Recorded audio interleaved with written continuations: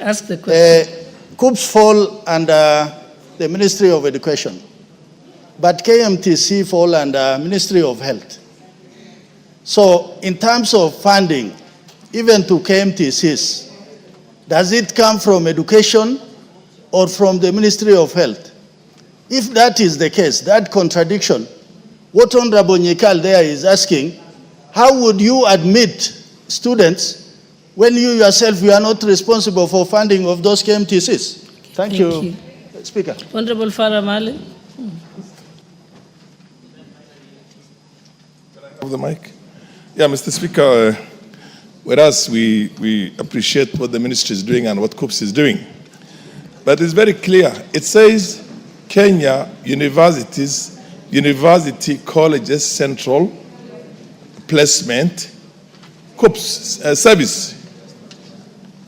This is a diploma course. These are not university courses. KMTC is basically diploma courses. So the law does not cover that.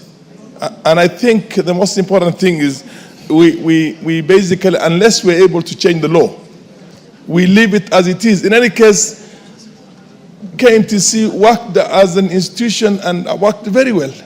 When something is not broken, why try to fix it? So that is that. Unless the law is changed, then of course we will have a lot of litigation in this. And then secondly, he said, the minister said, Honorable, the minister, the CS said that there are 300 spaces for certificate courses. Those are too few for the number of Kenyans who would qualify for certificate courses.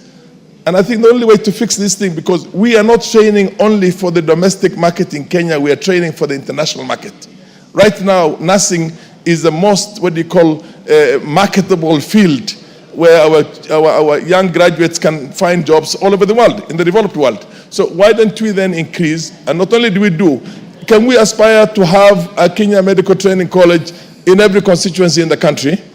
That way we'll be in a position to take care of that field for international, or what you call labor export. So those are my two questions. One, why didn't you increase the numbers in the meantime, in the interim? Can we have so many more? Don't you have to change the law before we can, we give COOPs? COOPs does a very good job, there's no question about that. But the law is very clear. And I think we'll have a lot of litigation if you don't fix that now at this stage. Thank you. Okay, I'll give you one more chance to respond to that, then we can close that question and move to the next one. We'll still have chances to joyride on the other questions coming.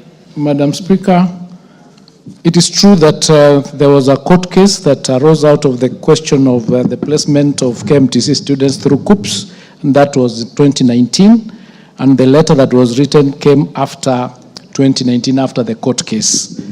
However, Madam Speaker, I would like to inform the House that COOPs has the mandate to do the placement to the colleges under Section 56(1) of the Universities Act that allows COOPs to coordinate placement to universities and colleges of all our students in the country. So that mandate is provided for, and it is the basis of COOPs exercising that mandate or that power to place students in KMTC. In fact, COOPs currently places students to colleges that are domiciled in 18 other ministries. And COOPs was given this duty because of ensuring fairness, equity, and ensuring that there is no unfairness or unfair practices in the placement of the students. That is the basis, and that is the current status as we speak. Thank you, Madam Speaker. Thank you, honorable members. We shall now move to... Yes, what's your point of order, Honorable Russell? My question, Madam Speaker, is COOPs fall under the Ministry of Education, but KMTCs fall under the Ministry of Health. If they are not able to fund those KMTCs, because I have a KMTC in my constituency that the Ministry of Education has no business with, then how do they go and admit the students in those colleges? That is what the minister must tell us. And secondly, he's saying that the admission as to reflect the balance or the face of the country? Can he supply us with numbers of nurses who are undergoing nursing courses, yet we know the current distribution? That if I have 20 students from Marsabit and all of them cannot get admission into nursing, and somebody else has 1,000, 2,000, then does that reflect the fairness he's talking about? Thank you, Speaker. Honorable Raso, I think already the Cabinet Secretary has undertaken that he will supply the details